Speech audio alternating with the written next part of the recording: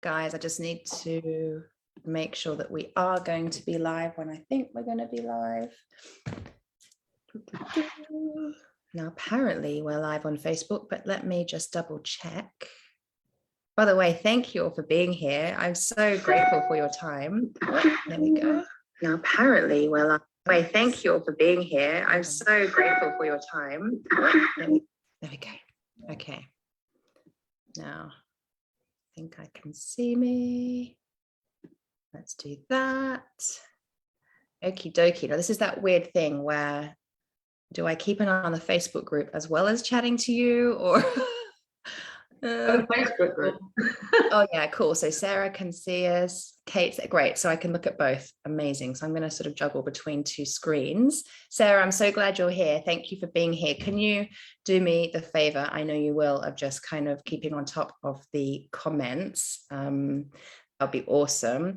So hi Kate, hey Kendra, hi Ruth, hi Caroline. Yay, so glad people are joining. Awesome. Okay, now I'm going to concentrate on you beauties. Welcome, welcome, welcome. Thank you so much for your time, as I was saying. So we've got Sonia all the way from Florida at something horrendous like 6 o'clock in the morning. Is it 6 or 7 now? Yeah, it's getting close. It's 7. Oh, hold on. Are you muted? No, I can't hear you. I can hear her. I can't hear any of you. Yeah, I can hear you guys. Oh no. We can hear you. Can't I hear anyone? Oh, that's silly me saying that. Because you can't hear us. Oh no. Oh no. I literally don't know what to do. You're all unmuted, aren't you? Yes, we can hear you. Oh, hold on. We're all unmuted. There you go. Yes. Just hold on. We can hear you. Oh, hold on. We're all unmuted. I know what I was doing. I fixed it. So Sonia, can I hear you? Can you? Yes. Yes. Okay, so what I've had to do is shut down Facebook because I was, anyway. So I can't see any comments. I might open it up on my phone in a minute. I'll come to that afterwards. I'm going to just focus on you guys. So Sonia, yes, you're in Florida. Thank you. Did you say it's 7 o'clock or 6 o'clock there now? 7. It's 7. Oh, okay. Charlie is in London. Yeah, I am. So good to see you. Kate is in West Sussex, Mid Sussex. Very windy Mid Sussex. Very windy Mid. The Christmas tree's just gone past the window that I still haven't taken to the dump. Priorities.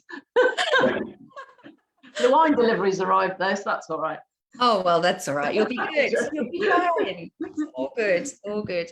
And Gilly all the way from Hong Kong. Yay. Hi, Dallin. So good. What an international little group you are. So what's interesting about this group is only 2 of you worked with me on the Daring and Mighty Love Mastermind.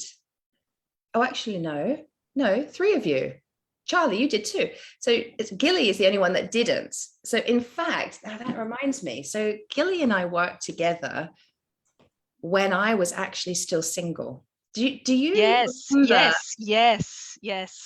Very, yes. Do you remember talking to me about, I really want to call in my guy? That wasn't the main reason for your coaching, but it was a big part of the reason. And you're like, I'm never going to meet him because of my crazy corporate job and yada, yada, yada. Do you remember me saying to you, I can help you, but for clarity, I haven't met my guy yet? Yes. And I remember you going through the steps almost 3 months ahead of me in a way, like sorting out, setting up, doing the clear out, setting up a bedside table, putting things in the bedside table drawer, all that kind of stuff. You were doing at that time. Yeah. And that was around the time that I put Bradley Cooper in the corner of my bedroom. Yes, because you sent me a picture going, look at what's here. Yes, but yeah, exactly. And it wasn't the focus of like what I was doing at the time. It was a big piece, but I remember that was all happening at the time we were doing the coaching course. Yeah, amazing. Yeah. So I was working with women, helping them in all sorts of things and to call in their soulmate, but I wasn't marketing that at all because I didn't feel aligned because I hadn't done it for myself yet. But as soon as I had met James, I'm like, oh my God, let's do this. I can legitimately help people now. So then Daring and Mighty Love was born, and there were iterations of that. So actually, Charlie, you did one of the earlier versions of it, because it's evolved since then. I've got other coaches in the group now, and so on.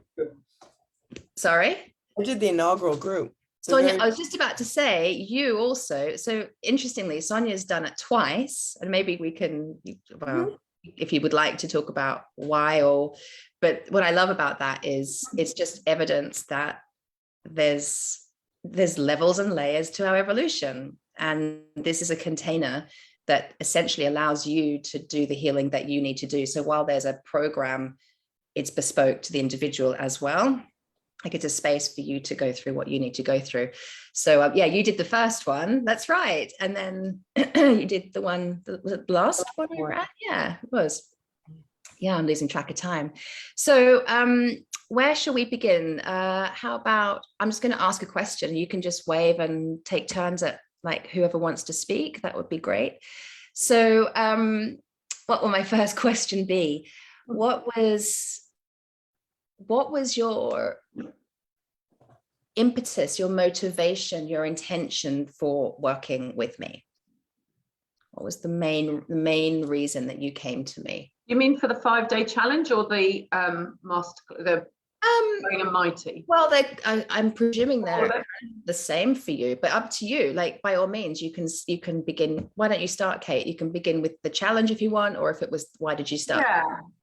So I had mine was a peculiar situation in that my husband was injured with a brain injury and now lives in a care home. So I came to this thinking I absolutely, how could I possibly even find somebody? But that was 8 years ago.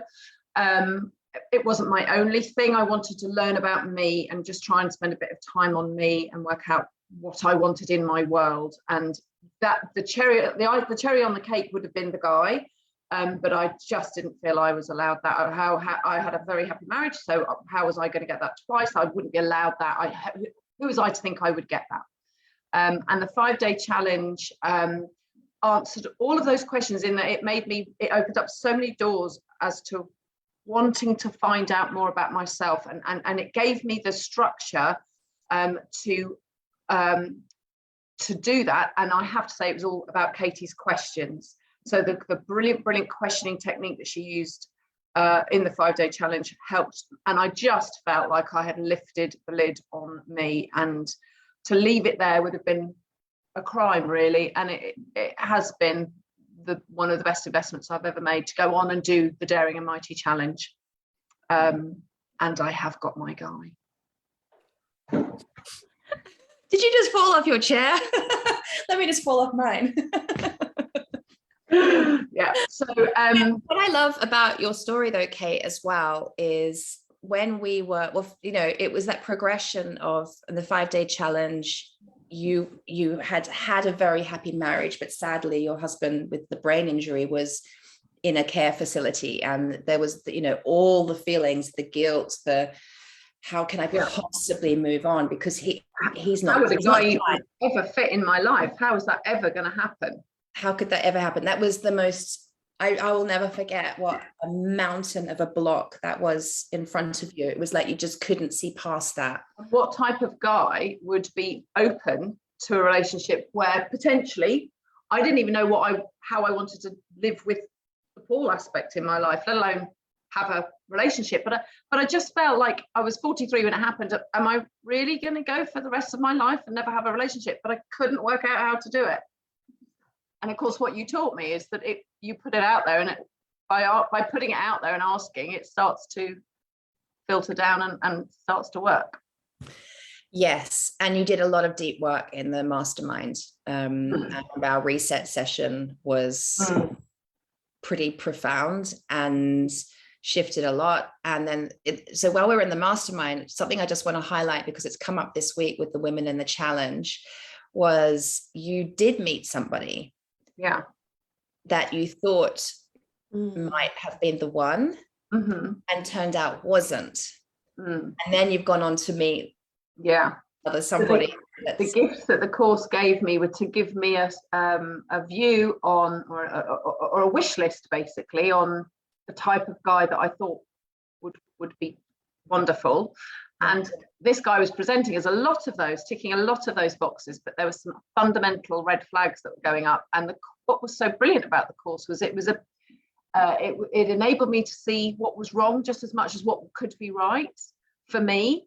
And after 4 red flags, I realized that was the end of that. And it could have shattered me and it could have made me run to the hills and not go on, but it absolutely didn't, because it made me see I was listening to myself. I did do the right thing. I could say stop. I wasn't being swept away. And it didn't put me off dating. And I was already off the app, online dating app. And I left it for about a month and a half, 2 months, and then I went back on again. And I went out with another guy for a coffee about a week later, because I was like, well, I was chatting to him. He was a nice guy. He said if it didn't work out, call. And so I called and we went out.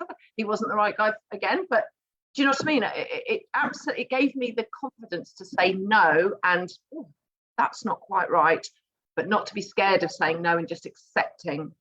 I'll have anything. I'll put up with the rubbish to just have something, which was great. That's powerful. That's powerful. And also what you modeled was in that relationship that then ended, because we've been talking about this on and off during the challenge, is he was someone that you could practice with. So do you remember you were practicing like speaking your truth, showing up, saying what you wanted, what you didn't want, like, because you absolutely. Yeah, he was this sounds callous, but he was a stepping stone. I now see he was a stepping stone, and it was absolutely. But I am grateful to him for that. I don't, if I never see him again, it's no problem. It's not that I'm going to be friends with him, but it certainly allowed me to, yes, absolutely see much more clearly, actually be very proud with me and go, yeah, you're all right, you can do this, don't be scared. It's just, you've just got to hold it back a bit and not give everything on the first go, if you see what I mean. So, and I didn't, and I think that was why it was easier to say, actually, this isn't working, and not be destroyed by that, and feeling needy about that. And what is it about the guy that you're with now that's like, what do I want to ask? What is it about him that's reflective of the work that we did in the mastermind? I know exactly what it is. So, and I see it every day, because by my bedside is still the list of what I'm looking for. Yes, it was with a guy, but also for me, like, what am I looking for today? What do I need today? It's calmness, no drama, peace, fun, love, and I look at that list feeling like I've landed. Do you remember that when I felt like my whole life I was on this boat that kept getting tossed around, and I wanted to feel I'd landed, and it was just peaceful, hilarious and funny and and exciting and wonderful, but calm. And what I saw with the last guy was a hell of actually, even though he presented as very calm, there was a lot of drama going on and a lot of insecurity. This guy is calm, secure. He's secure. That's what I was thinking. The secure, anxious. He's very much secure. His ex-wife knows about me. I've met the kids. He went out for dinner the other night with the family, with the ex-wife, and they were talking about me and the stuff that's going on with me at the minute. And I'm just going, this is just. Whereas the other guy, if I mentioned the ex-wife's name, a bomb went off. So still a few issues. And do you remember that? That was one of the next time I ever dated online, my question was going to be, are you able to civilly talk to your ex-partner? Because if you're that was one of James's questions to me before we went on our first date. It was, what's your relationship like with your ex? Because he did not want to be with someone that had drama with her ex. I had my fair share of drama years before, but I'd reached a place of not, which is another like divine timing thing. Yep. Okay, thank you so much for sharing that. That's really awesome. Just such an amazing journey. So Charlie, do you want to share? I'm just going to go around. Do you mind sharing why you began the work and how we met? So I actually randomly fell upon you on Instagram because I was following, I think it was the Naked Professor. Ben, yes, it was. Yeah. And I found you through there. And it just sort of happened in a way because I was at a point in my life where I hadn't had a relationship for years, like years since uni. So I don't know, like maybe 8 years at the time or something, just a really long period of time. And I knew it was something that I really wanted, but I was like, there's something going on here that is stopping me from being open to love and receiving love. And I was very much at the beginning of this kind of self-discovery journey, and I knew that I wanted to dive into it more. So the work with you wasn't necessarily to find the guy, like same as Kate, it was like the icing on the, or the cherry on the cake sort of thing.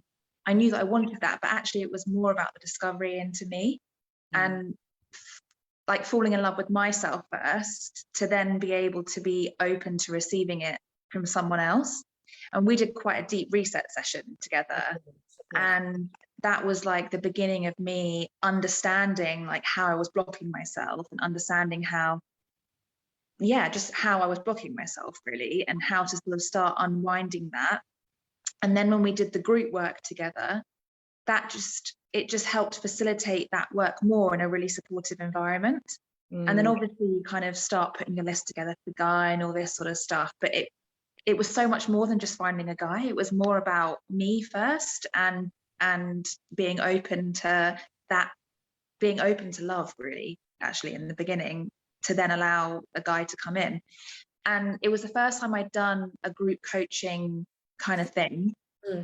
And I just felt really lucky because the women that were on the group were all from different places in the world, but we really showed up for each other.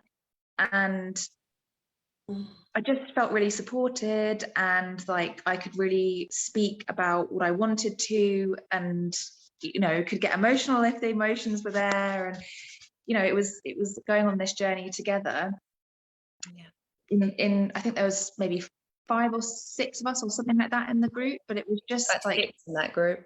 Yeah, it was I just really enjoyed it, and we all put so much effort in for each other, which is important, because I think if you have a group coaching thing and some people don't turn up, or they're not energetically as there as others, it can not feel as supportive. But everyone was like there for each other and for themselves, doing the course, doing the work. And it was just at a time in my life when like I really needed it, and I was starting that journey into myself. And I did end up meeting a guy. I don't know what time frame it was actually when I did. So it's weird because I remember you telling me it was a few months after I can't work it out though, because it was a few months after, I think. But then I remember you saying you moved in during the pandemic. Was that it? When the pandemic started? We met the October, November before lockdown. Yes. That would have been end of 2019, and then basically decided, oh fuck it, let's just got down together, because we both lived in London, we weren't too far apart. We're like, well, it's either going to work out or it's not, so let's just see what happens. I can always go home if I want to, sort of thing. And anyway, it's going to be like 3 years in November, so it's obviously going well. So good. We now have 2 dogs together, so it's moving along nicely. You have 2 dogs, and are you not in the process of buying a house or fixing up a house, or what was that you told me? So I bought a cottage and we're renovating it together. It's in Whitstable, Kent Coast little cottage, and we've been doing that together. So it's like mid renovation project at the moment. And I think we lived there together over the summer before the renovation started, and it was all the lockdown stuff was happening, and that'll be finished in March, and then I think we'll probably do another project together. So yeah, it's cool. Like we've got really, like we do different things career-wise, but we have the same sort of ambition with how we want our life to look and be and all that sort of stuff. And he's incredibly kind and loving, and like probably the first person since my first boyfriend at uni when I was 21 that like I've been able to be completely emotionally open with and vulnerable and not worry about crying in front of. But that was, I remember, I know it was a good sort of 3 years ago since we worked together, if not a little bit more. And I remember that piece of vulnerability for you was terrifying. Yeah, massively, absolutely terrifying. And and that was a great learning curve with Tom because he was so patient. And when it was getting to that point of like committing to each other, and I was quite nervous about it because I felt so vulnerable, and he just like sat with my vulnerability and my nerves and just sort of let me go through whatever it is that I needed to go through, and then just hugged me at the end. And it was just like, oh my God, it's so amazing having someone that isn't put off by you being emotional. I think that was my fear, that like this emotion, because I'm quite a deep emotional person, and I always felt like it was a weakness rather than a strength. And that if other people saw me cry, they'd think that I was weak. And for him to start crying just listening to you, I'm like, yeah. No. Yeah. And he just, you know, he almost loves that part about me the most, like the fact that I cry at John Lewis adverts and random movies. So now we laugh about it together because it's just part of who I am, and he loves it, and I'm like, oh, this is just great. That's so amazing. And it's just so awesome that you're sharing that specifically, because honestly, you couldn't make it up. We were talking about this on the live last night in the challenge, about this idea that your guy can hold space for you in your vulnerability, in your, and even in your practicing showing up in a new way in relationship. Like if you're not used to opening your heart and crying in front of a man, your guy will be able to hold the space for you to practice being that way until it becomes your new normal, as it has done. And that you just beautifully modeled that. So thank you, because seriously, there's women watching this that need to hear that. Because like, can you even remember what it was like when you were single and you didn't believe that it was possible? And it was a real block for me. And just that whole thing about when women would say, like, the right guy for you, like he'll make an effort, he'll make it known that he wants to be with you, he'll make it known, he'll just, and I was like, well, yeah, I don't know. And it just 100% is that way. Like he made it super clear from the beginning that he wanted us to hang out and date, and actually I was quite clear about the fact that, you know, I was dating other people, because we've met on a dating app, and he was like, go on that date if you want to go on that date, I'm still here. And then in the end, we just, I don't know, we just didn't need to date anyone else. Like, actually, yeah, I kind of like you. oh, look at her, so giggly. I love how the whole love thing makes us all go a bit gooey and giggly. Now, I'm just going to double check on Facebook. I just want to make sure that this is actually in there. Because bear with. Meet your soulmate. Just want to make sure we're there and we're live. Yes, it seems like we are. And I wonder if it'll let me see the comments. Meet your soulmate. Just want to make sure we're there. Sorry, you can hear me back now. So Kate's saying, yeah, definitely needed to hear this. Thank you. Francis is saying, so beautiful to hear your shares. Ruth said, so needed to hear that from Charlotte. See, this is like really a theme. Sarah, Charlie, this is so exciting and encouraging to hear. Caroline, this opportunity for practicing has been a wonderful permission I've got from the challenge. Yeah, the whole, what you were saying before, Kate, about the practicing with that guy, that's been a really big piece this week. So wonderful to hear. Yeah, I mean, okay, so mostly I am feeling better that we're being watched. That we're streaming, it's all good. Catherine's here, yay. Okay, so shall I go to you, Sonia, and then Gilly? Sorry, I'll come back down to you. Sonia, why did you begin working with me? I mean, it's been like, we've done so much together. We've done so much together. So I don't really remember how, like, I knew you before, right? And at the time, it was 2017 when we first started working together in this program. But at that time, I had been divorced for 10 years. And I wasn't seriously dating, and it wasn't really because I had dedicated. My children were very small when we separated, and it wasn't that I was looking for someone in that moment, but I knew that I was now open to the idea that it's time to start looking at me to prepare for relationship. And it was at that time,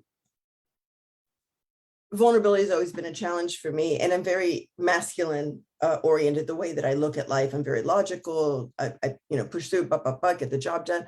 And so in doing this work, it was also limiting beliefs that I had. I really believed I had so much success in different aspects of my life, but I already had adopted this thought that my life is good in so many areas. Probably a long-term relationship, partnership was not in the cards for me.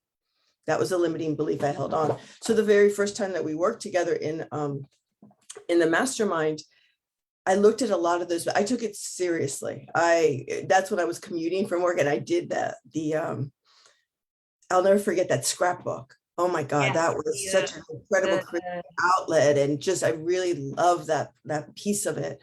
And on the heels of it, I think we finished like in the end of March, and 3 weeks later, I met my person, but I wasn't looking for my person. It just was like, vroom. And that's called magnetism, by the way. And I just kept, but I was, because I was vibrating at a different level because I had really done a lot of the deeper work. And so anyways, fast forward, and it is amazing. It is absolutely amazing. Like everything you've ever, because for me, I needed someone who was masculine, but yet emotionally intelligent and available from that place. I wanted someone who, I did not want to change who I was. I'm strong, I'm intelligent, I'm capable. And I never wanted to dim down my light for someone else to be comfortable. And that's on the contrary.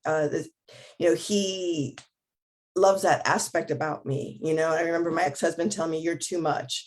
And so on the contrary, here I'm being celebrated for being too much. And I think one of the things that we love so much about our relationship is that I think in relationship, this person is always allowing you to, because that's what I've learned in working with you, is just like, the answer is always looking within me. So like as things come in life, we are there to grow each other up. And, as issues come up or whatever, I was like, well, what's coming up in me?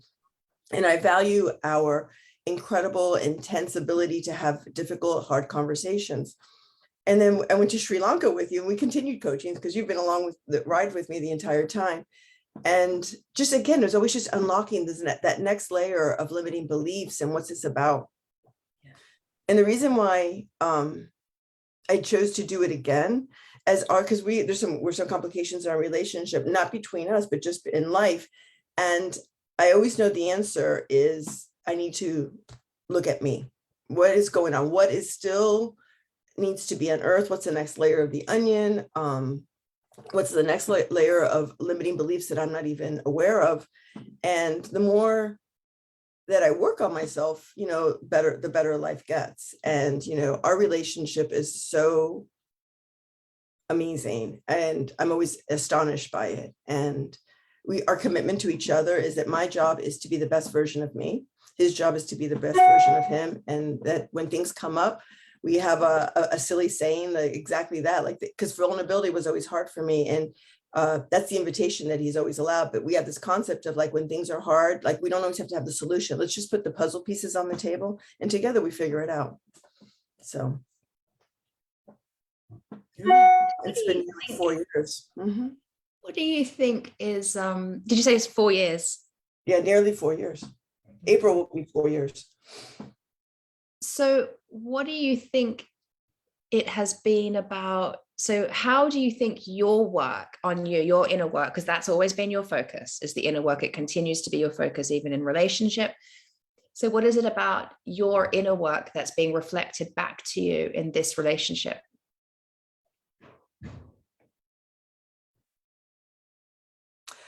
I think it goes back to the vulnerability piece, where I've never been, not even in my marriage, and not that I was hiding, I just didn't know myself to this level. There's not a conversation I cannot have with him. There's not a piece of me that I will not show, and even like, let's say as we're facing something, maybe in that moment, I'll be like, this is really hard. And, I can even feel like those, like my throat constricting or my belly, rumbling, and I can say that. And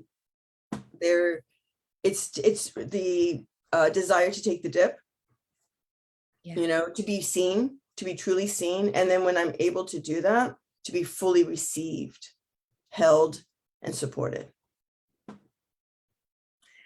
And may I please just say that all of that is because you can do that for yourself, and that is your focus. Like, you're there for you, you're vulnerably there for you, you're always you, yeah, like you, and you hold yourself, and you hold the space for yourself, you have the compassion for yourself. Yeah, that's why. And it's reflected back. It's reflected Right. back. And, you know, there are times when and that's one of the things that I find so appealing, attractive, and I love so much about him, is that he himself chooses to be emotionally vulnerable as well. And we don't pretend to be like, oh, I got it all figured out, or da, da, da, da. No, this is what's always coming up for me. And you know, now he's adopted language, like the story I'm running is, and that is so fun to be able to do that. And you know what I mean? Like, to be connected at that level.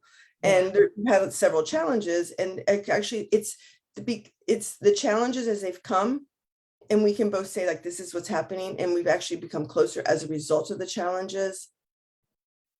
And yeah, we both know that we're learning. We're constantly learning and evolving in this life because we want to live our best lives. And I think what's coming up for me right now is, I remember when we were in Sri Lanka and you asked me, what is it that you want to feel when you know, with your person? And it's home. It's that feeling of home. I've never felt so, when I say safe, it's not an external safety, but an internal safety. It's such a warm feeling. It's a warm feeling. It minimizes it. It's such a place of knowing. It's such a place of it's just, I don't know how to explain. There's never been a piece with me that brings up anxiety, insecurity. Oh my God, what is this? What is that? It's always just like, wow, wow. It's an evolution together.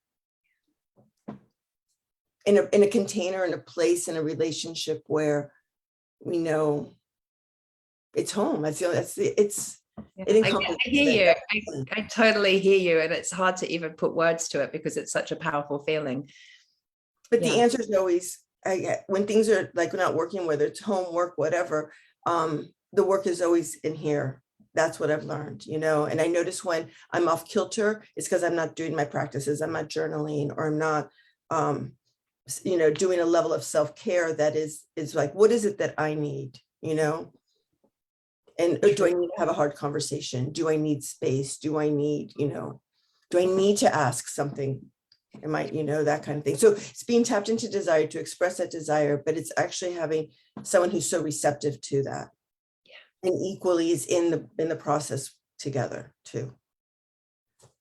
If that makes sense.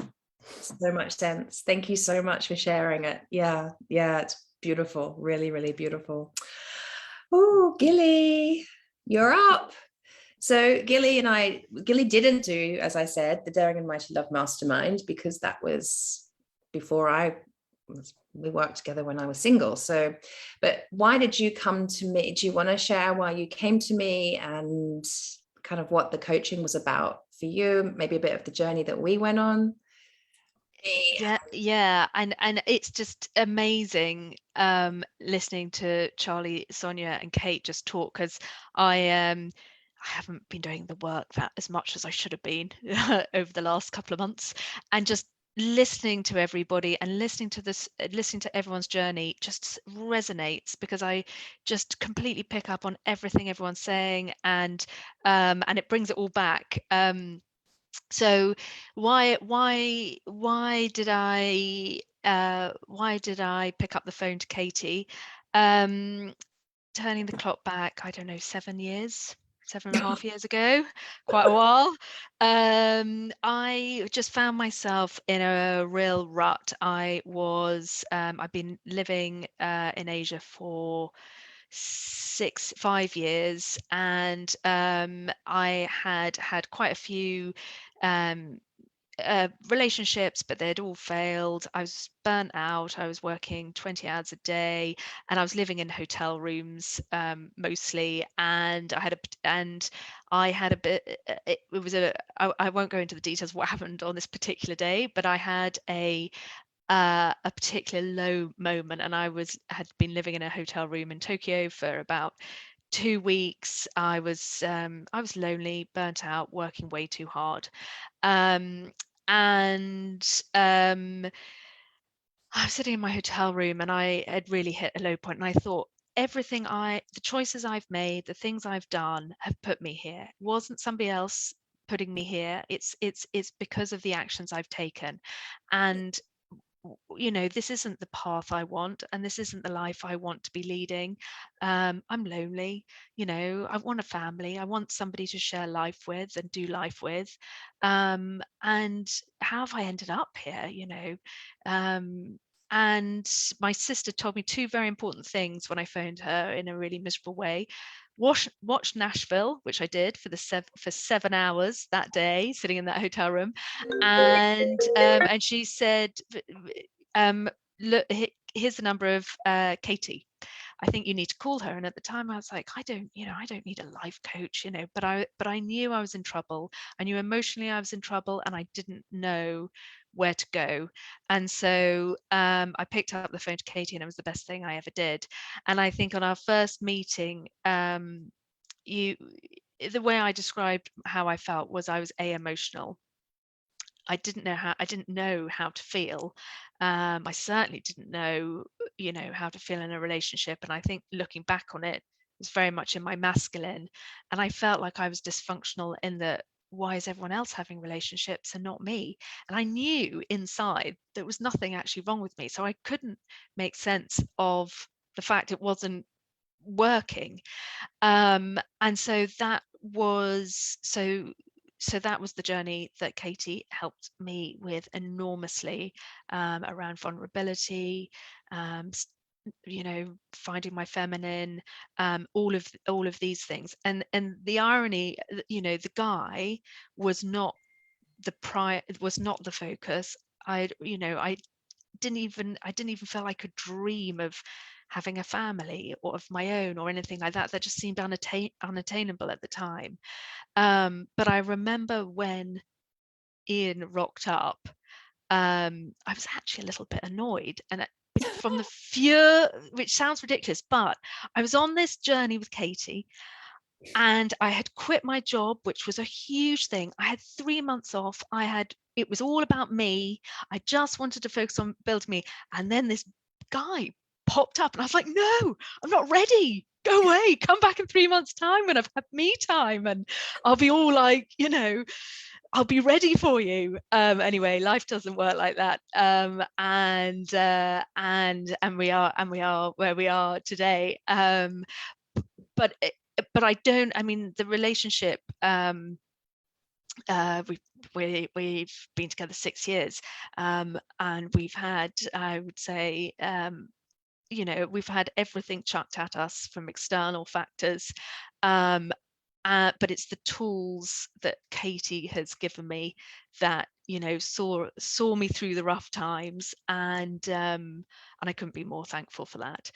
And then just lastly, what made me slightly laugh was I picked up my journal to write my New Year's resolutions this year, and out dropped what I wrote in 2015, when I did the Daring and Mighty course, and I was very studious, doing all the exercises and everything, and I wrote out my dream, which at the time was seemed unattainable, and I haven't climbed whatever it was, Mount Kilimanjaro, which I think I wrote on the list, and I don't swim on the beach every morning, but the rest of it, a soulmate that I can plan stuff with, someone I can just cook a roast chicken with and have a glass of wine with in the evening, someone that I can build a future with, was all on it. And it seemed like another world when I wrote it. And so it felt quite emotional to realize that I'd come that far. So that was that. Has not been plain sailing, but we're here. But that's life, right? And that's the human experience. And we have to learn how to navigate that. And like you said, you've got those tools. You need to come into my Love Lounge membership if you want to stay tapped in and not suffer the transformational amnesia. It's really good. Just doing a sales pitch to you here now live. And where are you at now? You've got a little boy. We've got a little boy, little 4-year-old, and yeah, really everything's just really lovely. Obviously, we've just going into another lockdown, so yeah, it's just a really lovely, happy family, secure unit. It's not crazy or anything like that. There's no drama. It's just cooking a roast chicken and sitting on the sofa watching a box set, and that's all I want. So it's great. It's great. I'm very happy. Yeah. I'm really with you on that. Like James and I, it's so funny. We sort of look at each other like, what should we do? We're like, should we start the new season of Ozark? And we get so excited, like, yeah, let's go on the couch. It's boring, but it's not boring. It's our absolute happy place. Not boring in the slightest. Oh, good, gorgeous. Thank you so much for sharing. So I know a big thing that stops a lot of people from coming on and continuing with the inner work after the 5-day challenge. So actually the 5-day challenge didn't exist, did it? When I was working with you, Charlie, and with you, Gilly, yeah. And actually the beginning with Sonia, it didn't exist.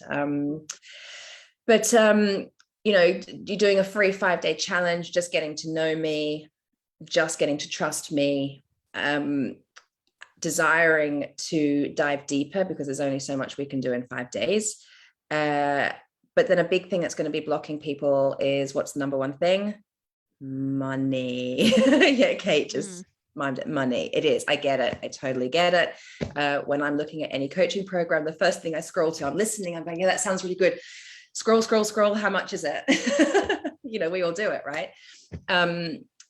Who would like to share about the investment and how that sat with you and how you came to terms with that? Or maybe you didn't need to come to terms with it. Maybe it was just a full body yes and there was no question about it. I don't mind speaking for them. Sure, Charlie. So for me, I knew I really wanted to do it, but it was a stretch financially. And it was the first time that I had properly invested in myself, and sort of stretched myself to do it. So it was very new, the whole, this is, you know, to me, a large sum of money, investing in this thing I've never done before. And I know I'm really keen, but it was scary. It is scary. It is scary when you invest a big chunk of money in yourself, something that you're not normally used to doing. It's different. You know, we book holidays all the time and don't necessarily think about how much the flights cost, or the fact that it's 800 quid or more to hire a villa for a week or whatever. Yeah. And like, since working with you, I've actually, because, you know, I'm just setting up my own coaching business. And since working with you, I have invested in other coaches, more to do with like business coaches. But I really value spending that money on myself, because I 100% see and feel the transformation within myself and the value that it brings me, and the fact that I can go back to those tools and go back to those learnings whenever I want to, again, over time. And I feel like it's worth it. It is. If you're worrying about whether it's going to be worth it, then let this be a kind of your sign that the investment in yourself is just so worth it. And the tools that you'll learn are things that you can keep with you forever. And you know, it was scary, and I understand that fear, but for me I was so glad that I did it. I was so glad that I made myself important enough to spend that money on. Yeah. Thank you so much. Thank you for sharing that. I completely, am I remembering right? And I'm sorry if I'm getting this wrong, but am I remembering you had a little bit of a money miracle when you signed up? Wasn't the way the money came in? I ended up, what did I do? I ended up selling some jewelry, I think, that I found. This is what I did. So yes, because you had like given me some ideas, and then I had a ping come in because an ex that I had dated who was really not good for me. I think it was probably the reason why I ended up coaching with you, because I dated this older guy, and it just wasn't good for me. And he tried to get me back by buying me a really expensive diamond necklace. It was like $2,000 or something like that. And I probably should have refused it, but I didn't. Thank you, universe. More, please. Thank you. I was very young at the time. I think I was like 23 or 24, whatever. And I was like, oh, thank you so much. And anyway, years later, I was like, I should sell that necklace. I don't need it. It's nothing to me. Like it's just I didn't love this guy. He used it as a way to try and buy my affection. And I ended up selling that necklace, and I used that money to pay for our time together. Yeah, that's it. I remember that because and you'd forgotten you even had it. And I remember you really wanted to do the program. You're like, well, where's the money going to come from? And I was like, just allow yourself to be open to receive where it will come from. You don't have to know the source, but it will come. If this is meant to be, it will come, type thing. And but you committed first. That was the main thing. So you committed, you paid the deposit. Yes. So you said to the universe, I'm all in. And then you were available to receive. And then you were like, oh my God, I've got that necklace. I'll never forget you texting me going, I've just sold the necklace. Yeah. It was cool. And it was like an energetic thing. Like, obviously jewelry's lovely, but it was a representation of something that wasn't particularly healthy and someone trying to buy my affection. And I was like, I don't need this. I don't need this piece of jewelry. It's just a material thing that doesn't come from a place of true love. Like, I don't need it. Yeah. And it served me in other much better ways. Amazing. And I'm so excited that you've gone on to coach qualifications and you're now coaching. And yeah, it's really cool. Really, really amazing. Yeah. Sharing the love. I love that. Anybody else feel like they want to? Yeah, Kate, go for it. I thought it might be useful for people to understand as well what they're actually buying, because this is hard work to do. This isn't just we get together with a glass of wine on a Friday night and just talk about this. You get what you put in, and it is weeks and weeks of work, and it has to be a priority. A lot of the time, I was very fortunate. I was furloughed, so the timing was brilliant for me. But actually, when you pro rata that out, it's like, it's like what you spend on a smaller holiday, let's face it, now with the cost of living, for months. What was it, about 3 months in the end? I think we did have a bit of a COVID outbreak, didn't we? Yeah, both of us. But it's actually we had money, ironically, so I had COVID in the middle of our group, didn't I? Yeah. So I think we ended up going like 5 months, because I think we started in July and we finished at the end of October. I extended the program for the summer, so we had a summer break, and I had COVID, so I took some time out. And I found out on our tiny holiday, I took the kids up to Liverpool for literally 3 days, but I spent a good 2 afternoons funnily enough, in a bar, but drinking virgin cocktails, but doing my coursework out, like a bit like you're in Portugal now. I was doing it somewhere else, but it was very much a priority, even on holiday, because I wanted to do it. It wasn't work. It was, I can sit there quietly now and just really think about that. So it does seem like a lot of money, and it is a lot of money, but it's an investment. And as much as you'd go, like I was looking at doing, would I do a degree? Do I do an art degree? Blah blah blah.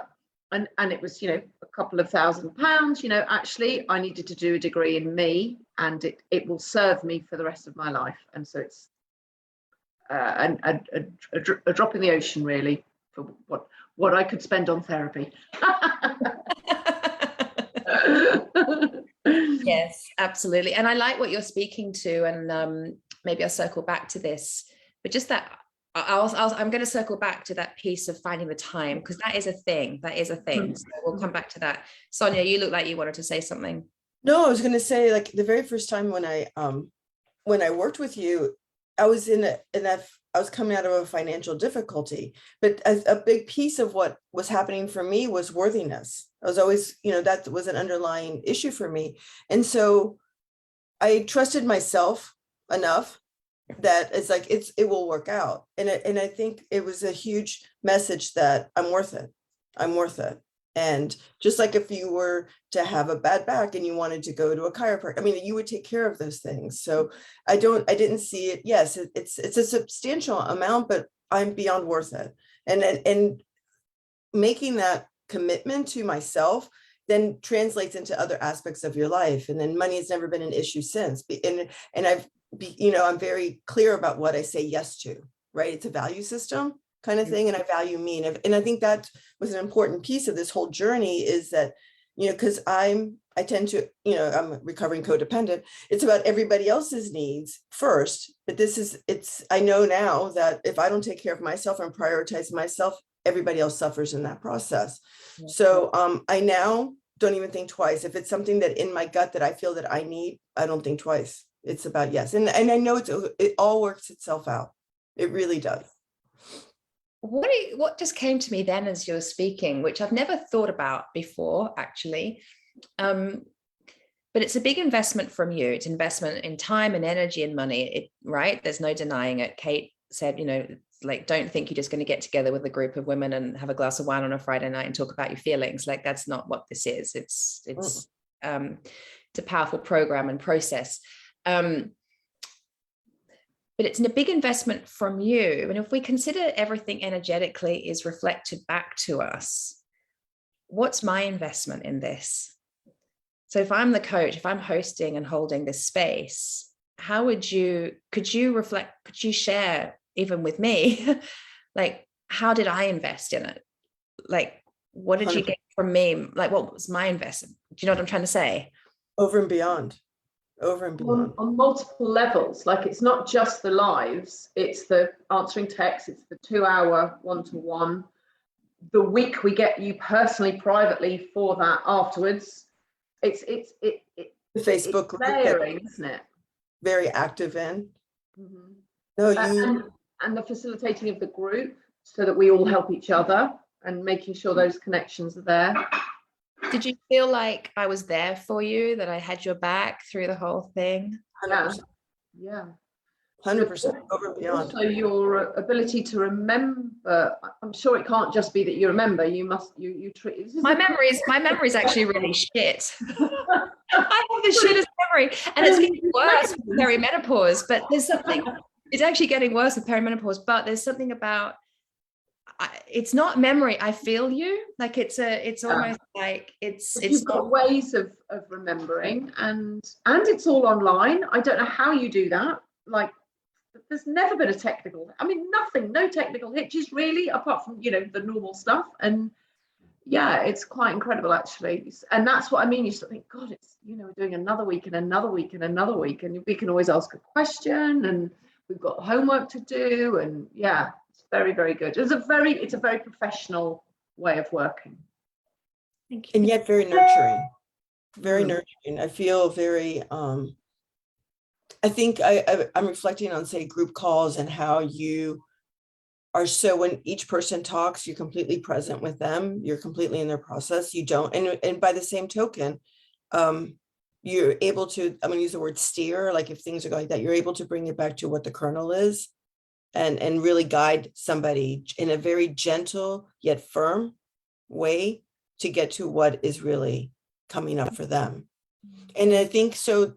If some people have an issue with a group, like, oh, I want more individual, there's actually a lot of beauty in a group, because yeah, you come with your own thing, but you learn by sometimes other people's experiences, like, oh, I never saw it that way, or this reminds me of, and then that helps me to process something differently. So I think there's such, and I think you are a masterful group leader, and I think you always have the most intriguing, thought-provoking questions.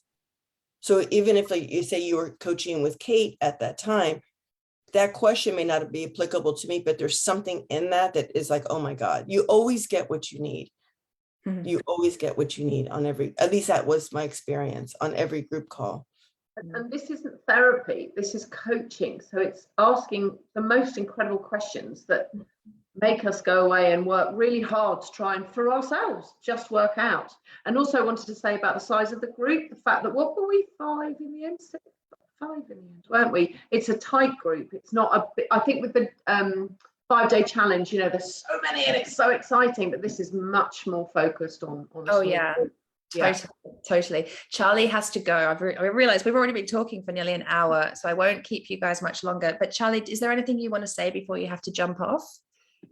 I've really enjoyed this conversation. It's actually been really nice to kind of think back to the whole process. And I really hope that the chat's helped people that are watching it kind of work through if they're interested in kind of getting involved, like 100%. I would recommend it. And if anyone wants to message me on Facebook with any personal questions or anything, then feel free to do so. I'm happy to answer anything. Oh, you're so kind. Thank you so much, darling. Yeah. What's your Instagram? People might want to check you out because you're doing some cool coaching stuff. It's at Charlie Surridge. That's CHARLEY. And then my surname, which I think you can probably see here. Can you see it? I think so. I don't know. SURRIDGE. Oh, yeah, you can see it. Yeah. But thank you so much. Sorry, I have to drop off. I have to get back to work. Yeah, go back to work. Thank you so much for coming, Charlie. It's so good to see you again. So good to see you. Bye. Bye, everyone. Bye, honey. Brilliant. Gilly, what about for you and the financial investment? I think the 2 points I would say is, at the time I was in such a rut, I didn't care what it was going to cost. Anyone that could throw me a lifeline and improve my situation. So I wasn't fixated on the figure. Looking back now, we haven't had a coaching call since I was pregnant, so 4 years ago, and I would say I regularly, at least once a month, if not twice a month, 3 times a month, if I'm feeling a bit off kilter or I'm not feeling right, I will go to your podcast. I will go back to the basics. I will listen to, even your voice just brings me back to what I'm doing. And you can't put a price on that. So that's 4 years where if I'm feeling like I'm, off, you've brought me back to, back online, or just given me the support I needed, or I'm doing something at work and I'm nervous. I listen to your voice. I listen to some of the things you've taught me. I've picked up the tools again. And, the investment is nothing when you look back and you think how much you rely on it. So it's not the course, it's a lifetime of tools, is what I would say. Yeah, I couldn't agree more. Go. Yeah, thank you, Gilly. Okay. Also, I think we all come to this or have come to this with issues that we want to work through, but that's almost only half of it, because it's all of the other doors that you fling open, like career and money and life and sport and God, what do you want? What do you actually want? Yes, all of these things we know are issues, and let's work through it. And why are they issues? And all that drilling down. But it's all the other stuff that opens up because of it. So how can you put a figure on that? It's living your life at your best and your most powerful. So at your most mighty. At your most mighty. I'm going to have a real quick look at the comments to see if I can see the comments. See if there's any questions. Hold on. Oh, Sarah's saying I'm a master. Bless her. Thank you, Sarah. Oh,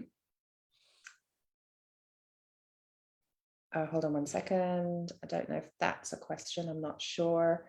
Although that's a really long post. I'm going to have to get back to that. Rosario, I'll check that afterwards. I can't read it all just now.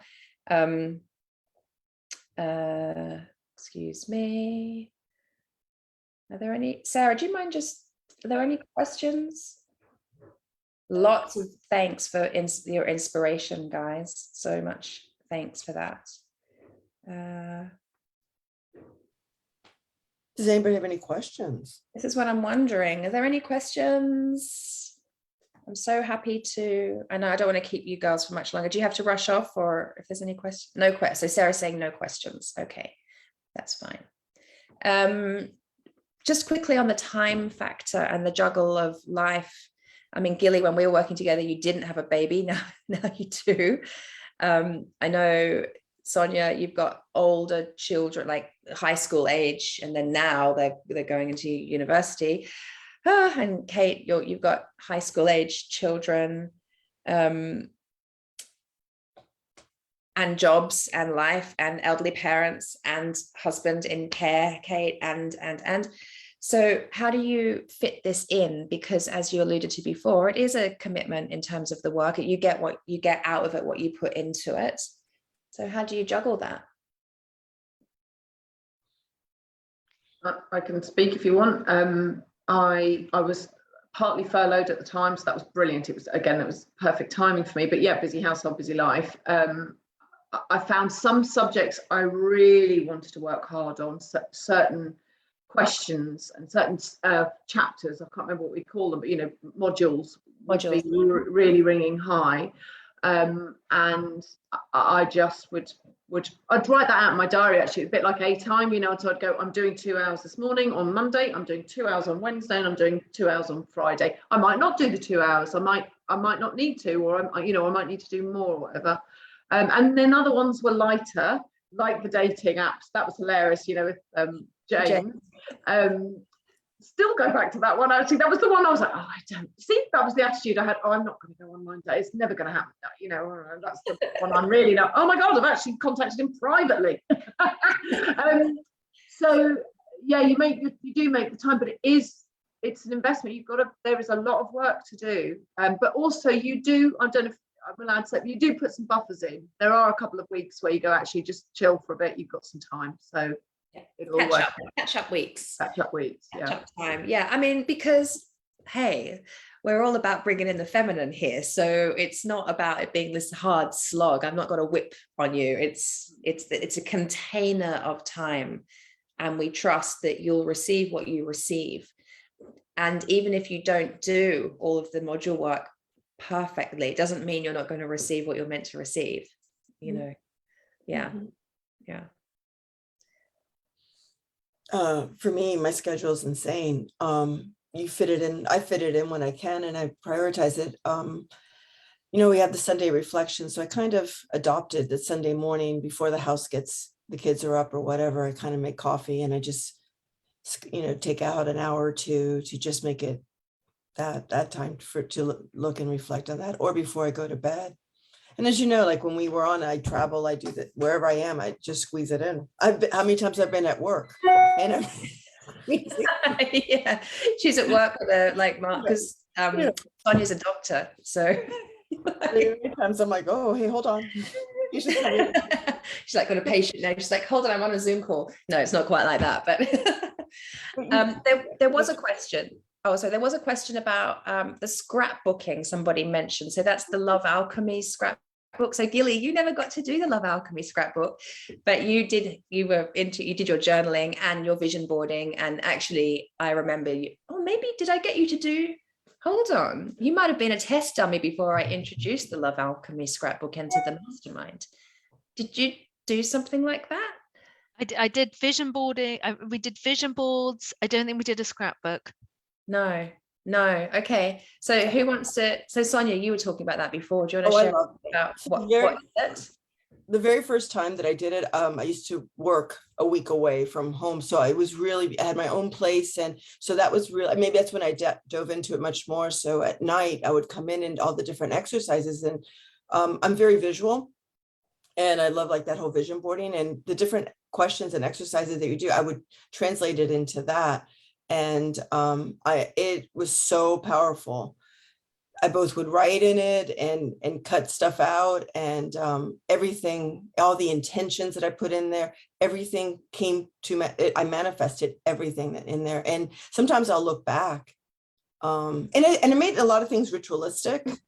So if something to represent something, if I went on a walk, I grab a leaf, whatever. If I went somewhere, I put it in there. It was a great place to capture this journey. And I look back at it fondly, and yeah, I manifested everything that's in there. Yeah. And when I did the second time, I just picked it up. I didn't go as intensely as I did the first time, but it was a different focus. So. Right. Yeah, definitely. Yeah, no. So this scrapbook it's an invitation. You don't have to do it, but it's just bringing some, because we're all about the feminine. So it's about bringing in some creativity and just creating a space where when you're doing the module work, some of which is quite head work, and then you're dropping it down into your body and you're feeling it, it's a space to be creative and express your feelings and transformation. And it might be a bit of vision boarding in the scrapbook. There might be like, you might have space where you're writing your man menu, for example, because that's one of the little things, the fun aspects of what we do. But you might keep adding to it, or there'll be a space for your limiting beliefs and your new affirmations, and you can keep adding to it. So it's not like you're restricted. You just keep adding to this. It's an alchemy there. Oh, there we go. There's Sonia's. Oh, gorgeous. I love that you've still got it. Oh, I do. I treasure this. This was such, such a journey of. Oh, gorgeous. And I would write in it too. Like a lot of times I would take notes exactly on the modules, and it's something I really treasure, I struggled with the scrapbook idea. I felt like I needed lots of, partly a bit locked down, not going out that much. I didn't have any materials to work with, so I bought myself a lovely, not leather, I wish it was leather, but a lovely zip up like case, and I put things in it, which really helped. And I also did a Pinterest board, which I loved doing. So that was the way I found my creative visions to inspire me. It will just bring a little bit of fun and creativity into the process, so it's not all hard work, bring in a bit of magic in. We love a bit of magic. Oh, it's okay. So teenagers. So I think we'll just wrap up, and maybe if you wouldn't mind just sharing, I don't know, favorite part of working with me, or what you value about me as the leader, as the coach in this space. I don't know, parting words. Well, let me go first. I just looked up, and on my desk, and it's been sitting here for a year, is what you bought for me 5 years ago. Live the life you want to lead, and it sits here, and I probably haven't opened it for a year. I'm going to be honest, but it gives me daily reminders that you only have one life, and you've got to make the most of it. And and everything you've taught me has helped do this. So I can't thank Katie enough, for me and members of my family as well, for guiding us through it all and giving us the tools to live our best life. Thank you. That actually brought tears to my eyes. That's beautiful. Really beautiful. As you go forward in life, this is just one small period of life, and there will always be things thrown your way, and you only have one life, and you do only have one life. It's so important to make it happy. Just find your happy, and that will carry you through. And all of the tools, or a number of the tools that I learned through Katie, are supporting me now and will always support me. And it's a bit scientific, really, in a way. This isn't woo-woo. This is actually getting to know yourself, and actually find yourself, and have the best future that you possibly can. And you empower yourself, and knowledge is power. If you don't understand it, you go and find out, and this is the way to find out. I think Katie, I've coached before with other people. I think Katie brings an incredible level of integrity that you don't see commonly. She also brings her genuine self in such a loving, compassionate way. She genuinely cares about each and every person that she works with. I think she's an incredible culmination of both, the masculine and the feminine, where she brings you something that's very structured, organized, powerful, content that is meaningful, and yet also cushions it with intuition and compassion and love and support I think it's unparalleled. And that's why I continue to work with her. I see others, and what she gives, nobody else will give to you. I mean, in my experience, think of all the tools I'm also a member of the Love Lounge, between the Love Lounge, the Self-Love Hub, the content, all the stuff that she puts on YouTube, the programs that she creates. She's the absolute real deal. And exactly what the girls, I echo that. It's like, this is your one and only life. How do you want to play it? And not only do you get tools, but you also get a very safe space where she helps guide you to get what's unique for you to live your best life. You're daring and mighty in life. I might have a little cry when we're not live. It's true. Thank you. Thank you so much for saying that. I really appreciate it, because whew, it is my heart's work. Like this, it's not just a job for me. Yeah. Yeah. I put everything into it. Yes, you do. Yeah. And very few people, and I don't care what the industry is, do that anymore. So, yeah. Oh. Yeah. And appreciate you. Thank you, and I appreciate you. And would you all say, just to keep it real, how often do I cry, like in coaching? It's a thing, right? Like I cry. Yeah.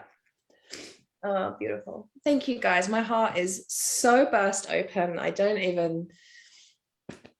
Yeah, it's beautiful. I am burst open, and I will go and put my feet in the ocean in a minute and just receive everything you've said fully. I'm going to really give myself some space to receive what you've said, because doing the work I do, it's actually really important that I receive that to continue to expand and go on to do more of what I do. And what I do has expanded. Actually, Sonia, you're the best person probably to know, because we've known each other for so long, how my work has continued to expand and evolve over time, and how much more powerful it is becoming, because yeah, as it does, doesn't it, with time and experience. But thank you, darlings, for being you, for committing to yourselves the way that you have, for really showing up for yourselves the way you have. It's just, you have no idea how you inspire me. It's seriously, it's just like, I wouldn't do this if I didn't have you. Like, I need the inspiration. So thank you. You're amazing. Let me have a quick look at the comments. I think we'll just get going. There's 64 comments, so they've been chatty. Oh, there's some beautiful comments. Thank you, Clara. Yeah. Kate had to run out to help her neighbour with a fence panel. That's okay. That's Sussex or somewhere. Yeah. Right, yeah, of course, because it's like still and blue out there right now. So I'm going to make the most of it. All right, darlings, thank you for your time. I really appreciate all of you. And yeah, and those of you, if there's a couple of you here not in the Love Lounge, and I think you need to come on in. Love you. Have a beautiful rest of your day. Wonderful weekend. And for those of you in the challenge group, I'll see you all at 8 o'clock tonight. Yeah, okie dokie. Bye. Thank you.